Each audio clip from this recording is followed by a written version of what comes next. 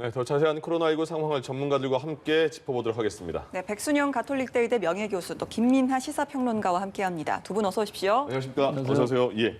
어제 아스트라제네카 백신 시작, 오늘 화이자 백신도 시작이 됐습니다. 의료진으로서 어떻게 보셨어요?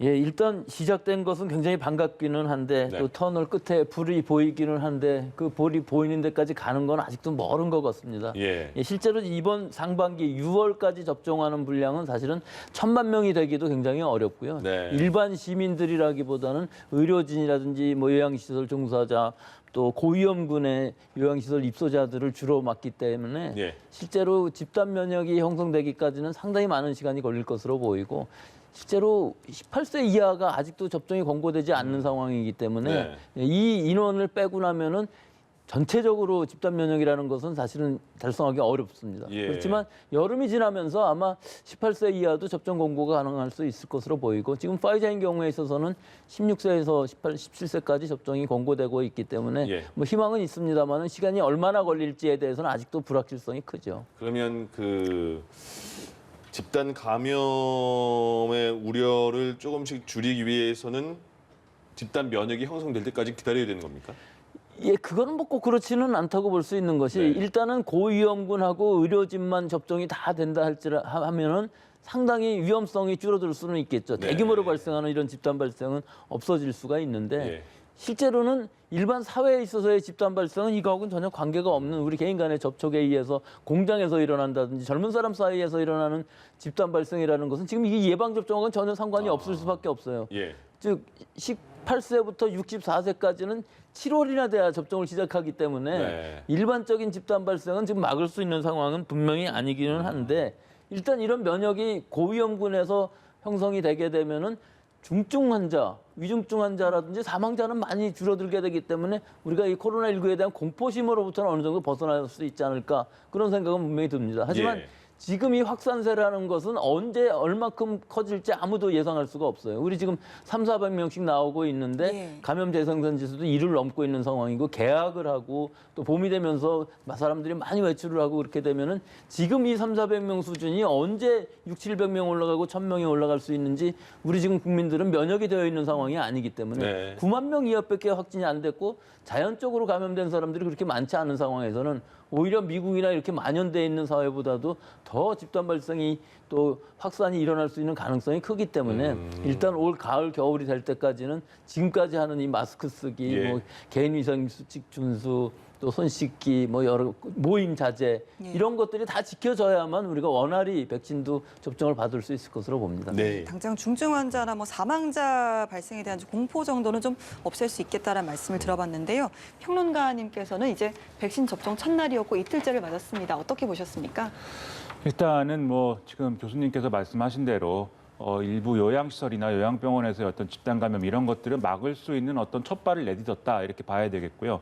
그런데 이게 뭐 어떤 뭐 지금 뭐 당장 어떤 우리가 방역의 효과를 볼 수 있는 이런 뭐 것은 아니라고 할지라도 어쨌든 뭔가 우리가 희망을 갖게 된다는 것은 이제 긍정적인 효과가 있겠죠. 아무래도 뭐 앞으로 이 상황이 전혀 나아지지 않는다. 그리고 확진자가 계속해서 뭐 확진자 숫자가 올라갈 수밖에 없다. 이런 전망보다는 어쨌든 백신 접종이 시작이 됐고 앞으로 그래도 시간이 지나면서 좀 여러모로 이 코로나19를 이겨낼 수 있는 기반을 갖게 될 것이다. 예. 이런 희망을 갖게 되는 게 중요하다고 보고요. 예. 앞으로 나아진다는 어떤 전망이 있어야 예를 들면 지금 방역에 의한 여러 가지 어려움들, 뭐 자영업자, 소상공인이라든지 또 우리 스스로의 어떤 생활에서의 불편함 이런 것도 사실은 보다 이제 쉽게 이겨낼 수 있는 것이거든요. 그래서 그런 좀 사회적인 또 심리적인 차원에서는 좀 긍정적인 이제 신호가 이제 올라갔기 때문에 앞으로도 우리가 방역 수칙이나 이런 것들을 다 지켜가면서 최대한 집단 면역 형성 때까지 버티는 게 이제는 중요하다 이렇게 좀 생각이 됩니다. 예. 버티는 것. 오늘도 400명을 넘는 확진자가 집계가 됐습니다. 감염 재생산 지수 교수님께서 말씀해 주셨는데 이게 백신 접종이 이제 어제 시작이 됐다고 해서 확진자 수를 당장 줄일 수 있거나 직접적인 영향을 미칠 수 있는 건 아니잖아요. 지금의 현황은 좀 어떻게 보시는지요? 네, 지금의 현황은 아슬아슬하죠. 항상. 아슬아슬하다. 좀 줄어들 가능성은 있지만 사실 우리가 이 300~400명이라는 숫자를 그렇게 심각하게 봐야 되느냐면 꼭 그건 그렇지는 않습니다. 예. 즉 통제 가능한 수준이고 방역 또 역학조사 한계 뭐 이런 것들 의료 체제 이런 것들을 보면은 충분히 통제 가능한 수준이기는 한데 예. 여기서 이제 우리가 한 가지 조심해야 될 부분이 지금 말씀하신 거 전부 다 동의하는데 실제로 이 예방 접종이라는 기대감이 너무 커지면서 우리 방역에 대한 이 경계감이 해이해지는 게 큰 예. 문제예요. 다른 네네. 나라들에서 이스라엘 같은 데서도 보면은 초기에는 이게 굉장히 많은 사람들이 이런 기대감에 의해서 확진자 수가 늘어나거든요. 네. 근데 우리 지금 상황에서 300~400명에서 많이 늘어나게 되면 상당히 곤란한 상황이 될 수도 있기 때문에 제일 근본적인 문제는 당분간은 적어도 올 여름이 될 때까지는 전혀 변함이 없을 것이다.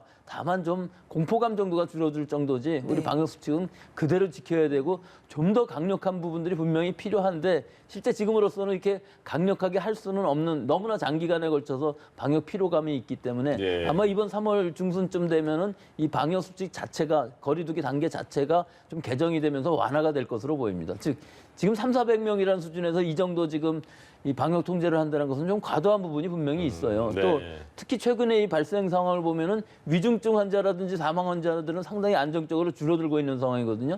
그러니까 환자는 어느 정도 발생한다 할지라도 그것이 통제 가능한 수준이냐 또 젊은 사람들이 많이 발생할 경우에는 위중증으로 가는 비율도 많이 줄어들고 있거든요. 그래서 이런 부분들의 좀 개선 또 융통성 있는 탄력성 있는 기준의 변경은 지금 필요한 시점이라고 보겠습니다. 예. 이번에 오늘 화이자 접종이 9시부터 시작이 됐잖아요. 그러니까 그 어제 아스트라제네카 백신은 동시에 다발적으로 같이 맞았으니까 동시에 1호 접종자가 많이 나왔는데 오늘 화이자는 중앙 예방 접종대에서 처음 이루어졌으니까 1호 접종자가 나왔잖아요. 그렇습니다. 예, 1호 접종자 어떤 의미가 있을까요?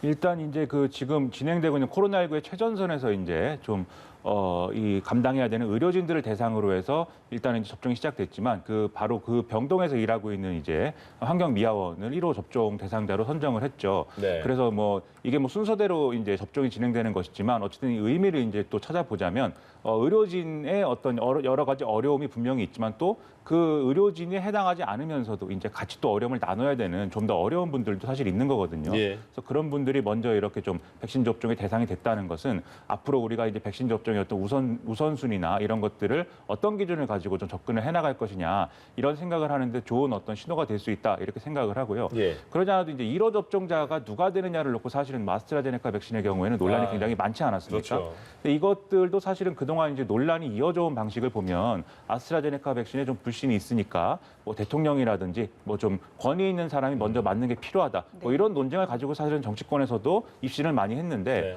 어제 상황을 보시면 굉장히 자연스럽게 뭐 1호 접종자가 탄생을 했어요. 야근하고 돌아오신 이제 요양보호사분이 이제 기다리다가 15분 먼저 접종이 돼서 이제 1호 접종자가 된 것이기 때문에 지금은 특별히 백신 접종 자체에 대한 큰 신뢰도의 저하라든가 이런 게 없는 상황에서는 예. 이렇게 자연스럽게 좀 1호 접종자가 탄생하는 이런 방식이 제가 볼 때는 방역에 있어서도 좋은 신호를 주지 않을까 이런 생각이 드는 뭐 그런 과정이었습니다. 네. 백신 접종은 시작됐지만 일단은 지금 아스트라제네카와 화이자 두 가지 종류의 백신을 접종을 하게 되잖아요.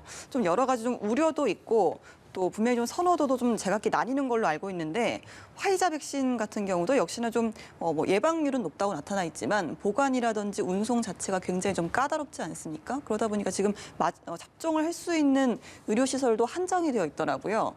현장에서는 좀 목소리가 어떻습니까, 교수님? 예, 그렇게 지금 아스트라제네카인 경우에 있어서는 요양병원, 요양원을 주로 해서 접종을 예. 하기 때문에 뭐 큰 문제가 없는데 이 파이자 백신 경우에 있어서는 마이너스 70도씨 초저온 유통 보관이 필요한 상황이라 접종센터를 전국에 250개소 마련해서 앞으로 이제 대규모 접종을 할 때는 사용하게 되는데 한 가지 지금 반가운 소식이 들린 것이 미국에서 FDA에서 영하 20도 플러스 마이너스 5도 하니까 15도에서 25도 사이의 냉동고, 우리 가정용 냉동고가 20도 정도 예. 됩니다. 여기에서 2주간 보관이 가능하다고 이것을 승인을 했기 때문에 우리나라에서도 좀 변경할 필요가 있어요. 마이너스 70도씨 초도온 냉동고라는 건 1,000만 원 이상 하는 고가 장비입니다. 그래서 모든 병원들에 이것이 구비되어 있지는 않거든요. 그리고 이번 코로나19 이후에는 또 쓸 필요도 별로 없는 이런 장비들이에요. 그래서 이 마이너스 20도라는 의미가 2주간 보관이 가능하다면은 일반 병원급에서도 접종을 받을 수가 있고요. 또 지금 파이자 백신을 만약에 고령층 요양시설 입소자한테 접종을 하게 된다고 그러면은 그분들은 그 요양시설 안에 계시기 때문에 접종이 불가능하거든요, 파이자가. 근데 지금 이미 마이너스 20도라는 얘기는 이동식으로 접종을 할 수 있는 가능성이 생겼다는 것을 뜻해요. 그래서 마이너스 20도로 보관을 하면서 일단은 해동을 한 후에 5일 안에 사용하면 되기 때문에 이것은 지금 굉장히 아주 희소식이라고 볼 수가 있고요. 예. 우리나라에서 지금 65세 이상의 그 입소자들, 요양시설 입소자들이 한 60만 명 정도 되는데요.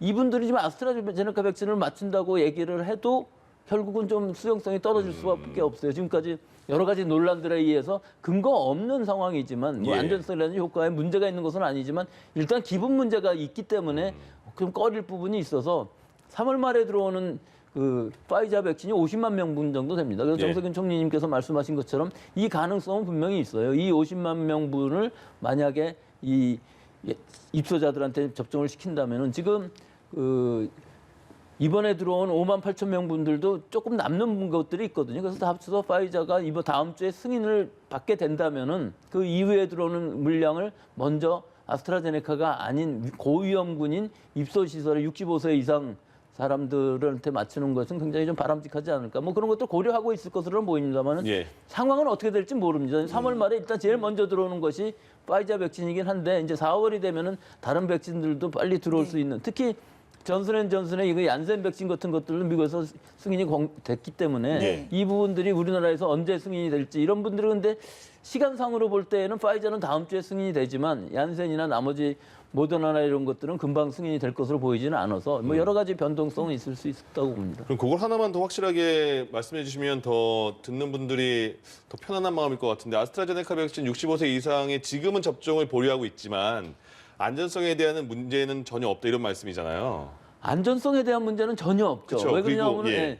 전 세계적으로 지금 2억 명 이상이 접종을 했고요. 네. 영국의 경우만 해도 1,000만 명 가까운 사람들이 이 아스트라제네카 백신을 고령층으로부터 맞기 시작해서 스코틀랜드의 데이터를 보면은 오히려 1회 접종했을 경우 파이자보다 아스트라제네카가 90% 이상 이번 예방 효과가 있다는 것이 밝혀졌기 때문에 예. 특히 80세 이상인 경우에 있어서 굉장히 효과가 좋았어요. 그렇기 때문에 2회 접종 결과는 아니지만 일단 효과나 안전성 문제에 있어서는 전혀 문제가 없다고 봅니다. 일단 아스트라제네카 안전성 백순환 교수님 전혀 문제없다 말씀해 주셨고 또 하나가 화이자는 효과가 90% 이상이고 아스트라제네카는 60에서 70%다 이렇게 나오고 있거든요. 그러면 효력 차이가 이렇게 있으면 그것도 효과가 좀 다른 거 아닌가 이렇게 생각하는 분도 계실 것 같아요. 그게 그러니까 그렇게 생각할 수는 물론 있습니다. 네. 그런데 이 부분에 있어서 그럼 60%면 나머지 40%는 뭐 전혀 면역이 안 되느냐 이런 문제가 아닙니다. 이게 네, 네. 나머지 분들은 사실은 감염이 된다 할지라도 경증이나 무증상으로 끝나고 그 다음에 입원을 하지 않는 환자들이 대부분이다 하는 예. 것이기 때문에 사실 90%나 60%나 예방주사 접종을 받고 난 후에 우리 독감도 마찬가지 아닙니까? 독감 예방주사 맞고서 이 환자가 많이 생기는 건 분명하지만 예방 효과가 50% 이상 되기 때문에 이 예방주사를 맞는 것이기 때문에 이 예방 효과라는 것은 꼭 감염이 되느냐 안 되느냐의 문제는 아니고요. 예. 얼마나 내 자신이 가볍게 앓고 지나가느냐 하는 것도 더 중요한 문제이긴 한데 사실은 아스트라제네카나 파이자나 전부 다른 사람들한테 감염시킬 수 있는 가능성은 아직도 남아있기 때문에 네. 큰 차이는 없는 것으로 보이지만 사실 한 가지 문제가 아스트라제네카는 4불 정도고 파이자 백신은 한 35불 정도 가격 되거든요. 차이가요? 이 가격 차이가 비싸니까 예. 비싼 게 더 좋아 보이는 이런 문제이고 우리나라 국민들도 그런 선입감들이 많이 있어서 그렇지 실제로는 아스트라제네카는 영리 목적으로 하지 않기 때문에 싸진 것이 맞습니다. 알겠습니다. 화이자와 아스트라제네카 두 백신 모두 2번씩 맞아야 됩니다. 이제 접종 간격이 좀 다른데요. 화이자 같은 경우는 이제 3주, 아스트라제네카가 8에서 12주입니다. 종류별로 이렇게 좀 접종 간격이 차이가 좀 나는 이유가 있을까요? 일단 이제 말씀하신 대로 화이자는 3주, 아스트라제네카는 8에서 12주까지 이제 좀 간격을 두고 맞게 돼 있는데 이게 2번 접종한 이후에 2주가 지나서 이제 항체가 형성된다 뭐 이렇게 돼 있습니다. 물론 네. 이제 이게 스위치를 켜고 내리듯이 이제 형성이 되는 건 아니지만 어쨌든 이제 일반적으로는 이렇게 기대를 하고 있고 그리고 이제 같은 백신을 맞더라도 이제 사람에 따라서 면역력이 다를 수 있기 때문에 여러 가지 이제 격차는 있습니다.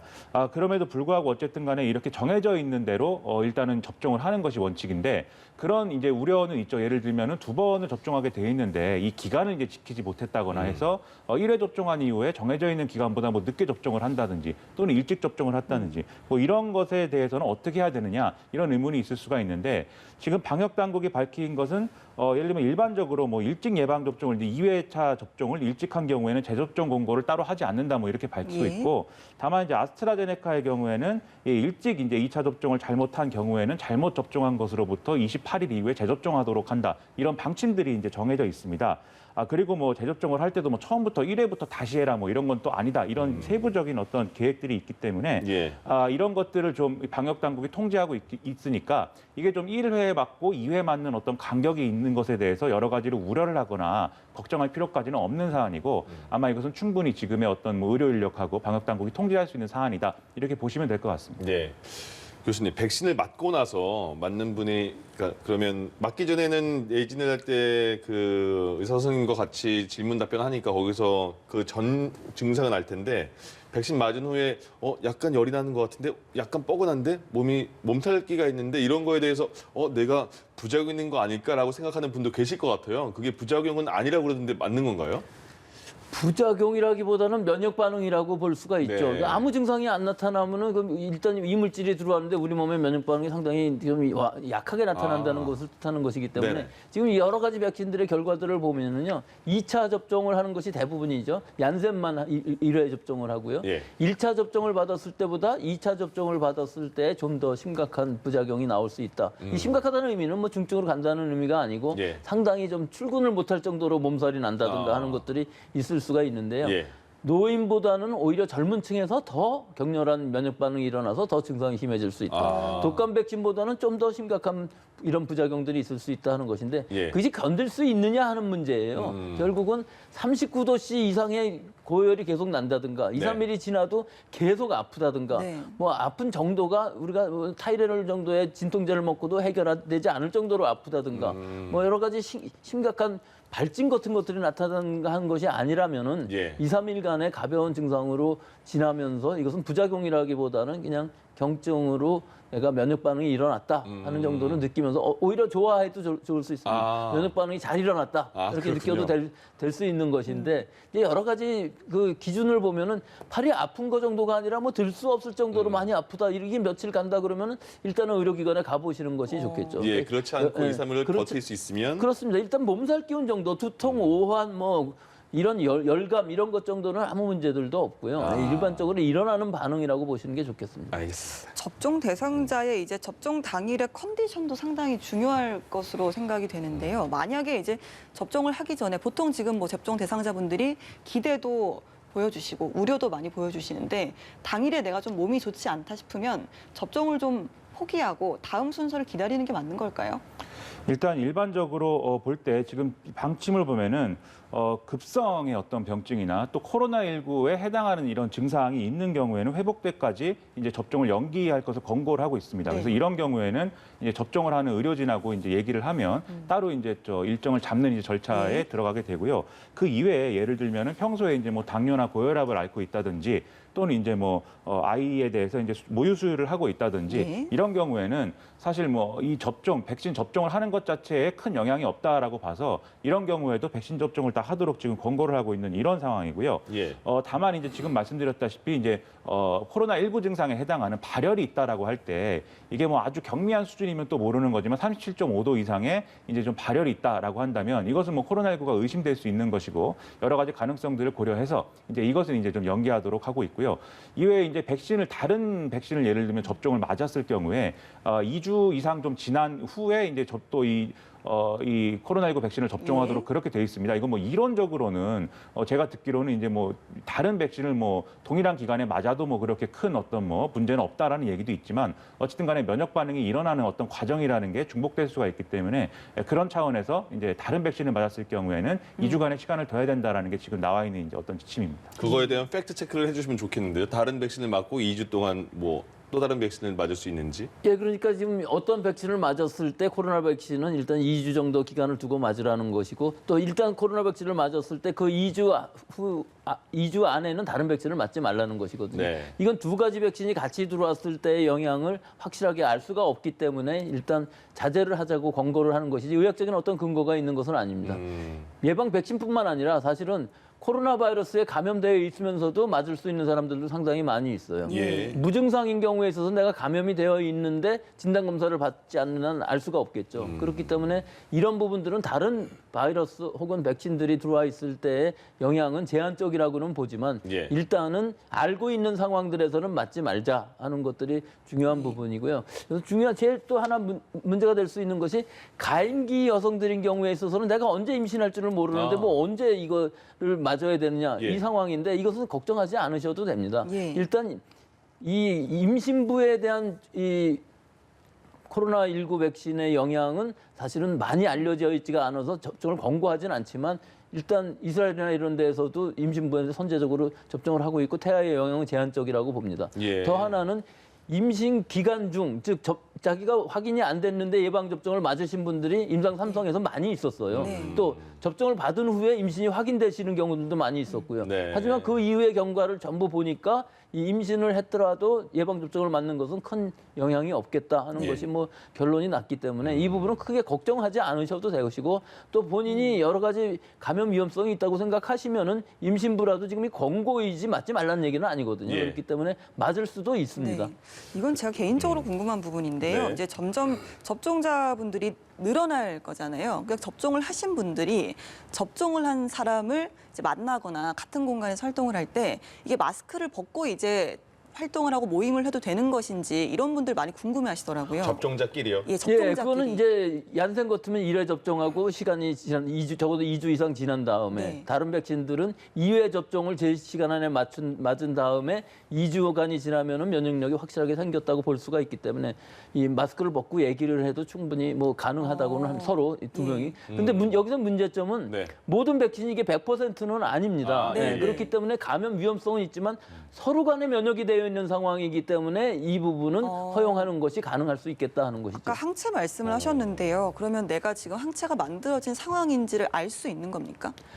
검사를 하면 알 수는 있겠죠. 하지만 이 검사를 일반적인 병원들에서는 하고 있지 않습니다. 별 예. 필요가 없어서. 그래서 엘라이자라든지 뭐 여러 가지 중앙항체 테스트라든지 할 수 있는 방법들은 많이 있지만 그래서 우리 방역 당국에서 주로 하고 있는 일이고 우리 국내에서는 이 키트는 즉 항체 신속 진단 키트는 허가돼 있지 않습니다. 근데 해외에서는 이 진단 키트들이 많이 나와 있어요. 예. 그래서 약국에 가서도 살 수 있고 저희가 이 당뇨 하는 것처럼 손끝에서 체열해서 검사를 해볼 수 있습니다. 하지만 정확도는 상당히 떨어지고요. 네. 대부분의 이 키트들은 우수한 것들은 다 우리나라 제입니다. 아. 국산들이 가서 사용되고 있는데 우리나라에서만 이런 것들은 승인되고 있지 않기 때문에 우리는 살 수는 없습니다. 그렇군요.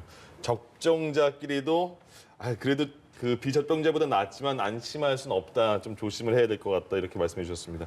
그리고 한 가지 우려되는 게 보수단체가 지난 8.15 때도 그랬는데 3월 1일 때 집회를 신청했는데 2건인가 받아들여졌잖아요. 인원수는 뭐 적게 계산한 것 같은데 그래도 걱정스럽다 이런 얘기도 나오던데요. 그렇습니다. 일단 이 이른바 3.1절 집회에 대해서 이제 법원이 대부분 지금 불허를 했는데 이제 집회를 이제 금지해 놓은 것에 대한 어떤 취소를 이제 받아들인 부분들이 있죠. 근데 이게 그냥 받아들인 게 아니라 네. 이제 방역 수칙을 지켜야 된다는 요건을 좀 부과하긴 했습니다. 그래서 네. 뭐 2, 30명으로 인원을 제한해야 되고 마스크를 착용한다든지 이런 방역 수칙을 지키는 한도 내에서 이제 집회를 허용해야 되고 이것에 대해서 이제 어떤 경찰과 이제 서울시 당국이 적절히 제한을 해야 된다라고 지금 요건을 붙여놨습니다. 근데 문제는 지난번에 이제 지난해에 이제 8월 15일 집회의 경우에도 이렇게 좀 소규모로 집회 신고한 것에 대해서 이제 허용을 했었는데 거기에 이제 사실은 집회에 참가하고 싶었던 여러 사람들이 뭐 예를 들면 10명 우리가 집회를 하겠다라고 신고를 했지만 거기에 뭐 1000명이 모여버리면 사실 그건 통제할 수 없는 그런 부분이 있는 거거든요. 예. 그렇기 때문에 이번에도 이제 비슷한 일이 벌어지는 거 아니냐라는 우려가 지금 있는 상황이어서 이걸 어떻게 통제할 것이냐 서울시와 경찰이 상당히 고민할 수밖에 없는 부분이고요. 예. 그럼에도 불구하고 어쨌든 헌법상에 이 집회 시위의 권리가 이제 보장돼 있는 것이기 때문에 이거를 근거 없이 이제 막을 수는 없다라는 게 지금의 법원의 판단입니다. 네. 그렇다고 한다면 사실은 이것을 뭐 자체적으로 뭐 좀 뭐랄까요 자제해달라는 어떤 협조를 구하거나 이런 것들이 필요한데 또 지난해의 경우를 돌이켜 보면 이분들이 그냥 이제 어떤 의견을 표명하고 싶어서 집회를 하고 있는 측면도 있지만 또 그러한 이제 좀 표출하는 의견들 가운데는 이제 뭐 정부가 예를 들면 정치적인 기준에 따라서 방역을 하고 있다든지 방역을 악용해서 뭐 정치적으로 이용하고 있다든지 뭐 이런 게 포함돼 있거든요. 예. 그래서 이런 것들은 사실은 지금까지 저희가 좀 지켜봤지만 뭐 사실과는 좀 거리가 있는 부분이기 때문에 이분들에게 좀 그러한 것들에 대한 좀 우려나 이런 것들을 전달할 필요가 있을 것 같고요. 그리고 최대한 어쨌든 자제를 요청하는 게 지금은 상당히 필요해 보입니다. 예. 네. 현장에서 얼마나 좀 방역 수칙이 잘 지켜질 것인가 여기에 대해서 상당히 좀 우려가 되긴 합니다. 네. 해외 이야기를 좀 하면요. 이탈리아에서는 이제 3차 유행 우려가 커지고 있습니다. 확진율이 6.3%, 4%에서 6.3%가 치솟았고 미국 뉴욕 같은 경우는 백신의 효력 자체가 좀 약화되는 변이 바이러스가 좀 발견되고 있다고 하는데 여기에 대해서 좀 국내 유입 가능성이라든지 지금 우리가 접종되고 있는 백신과의 연관성 얼마나 좀 효과가 있을 것인가 여기에 대해서 좀 우려를 할 수밖에 없는 상황 아니겠습니까?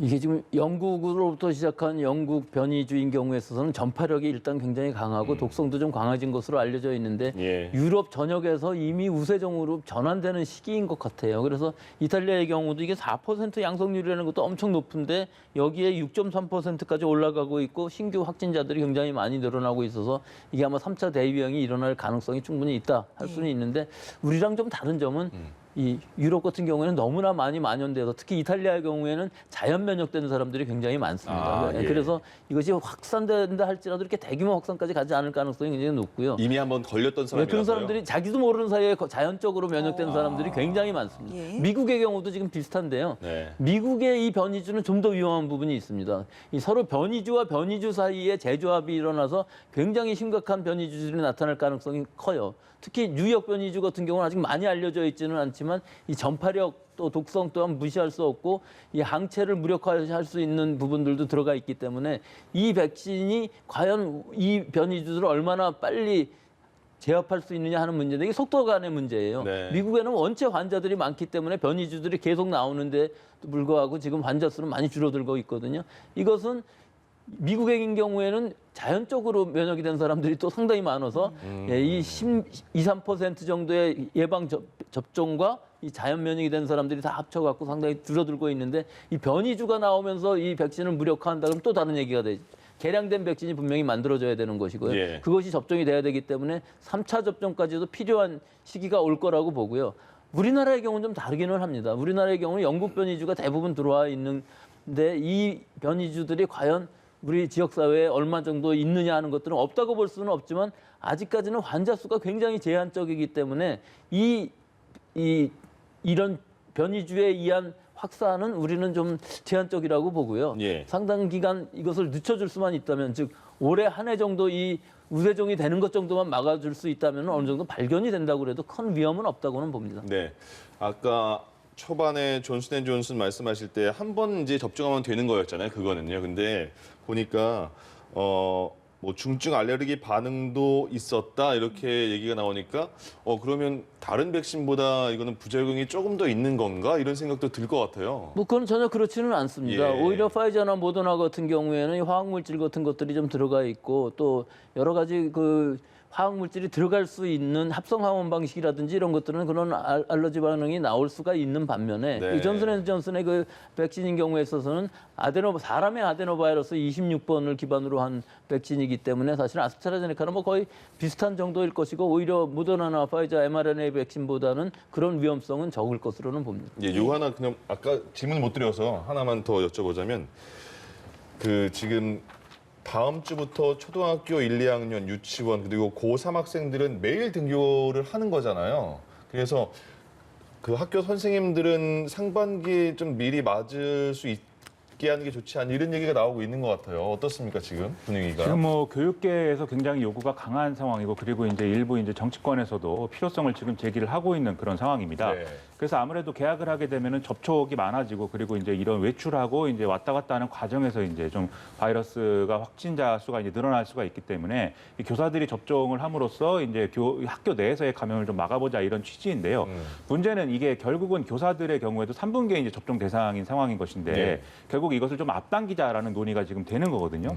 문제는 2분기에 지금 사실은 뭐 65세 이상의 고령층들이 이제 아스트라제네카 백신 접종 대상인 상황인 것이고 이렇게 지금의 어떤 일정들이 쭉 정해져 있는 상황에서 우선순위를 조정한다는 것은 그 전제가 뭐냐면 백신 수급이라든가 이런 것들이 변화가 있어야 됩니다. 그래서 예. 들어오기로 한 백신들이 좀 더 빨리 들어와서 충분한 양을 확보를 한 다음에 그 확보된 양에 대해서 이제 우선순위를 조정해야 되는 건데 지금 상황에서는 사실은 65세 이상의 고령자들 그러니까 코로나19에 감염됐을 경우에는 사망할 위험이 높은 이런 분들보다 지금 교사가 우선돼야 되느냐 여기에 대해서는 지금 좀 상당히 의문이 있는 거거든요. 그렇기 때문에 혹시라도 이제 백신 수급 상황과 관련돼서 계획을 변화시킬 수는 있겠지만 예. 병행할 수는 있겠지만 지금 상황대로 한다면은 이렇게 좀 우선순위를 지금 조정하는 것은 좀 현실적으로는 어려워 보입니다. 예, 백신이 빨리 들어오는 게 문제군요. 그렇습니다. 여러 가지 목소리들이 좀 상충하고 있는데요. 일단 수급 상황을 좀 지켜봐야겠습니다. 코로나19 백신 접종 상황 백순영 가톨릭대 의대 명예교수 또 김민아 시사평론가와 함께 짚어봤습니다. 두 분 고맙습니다. 고맙습니다.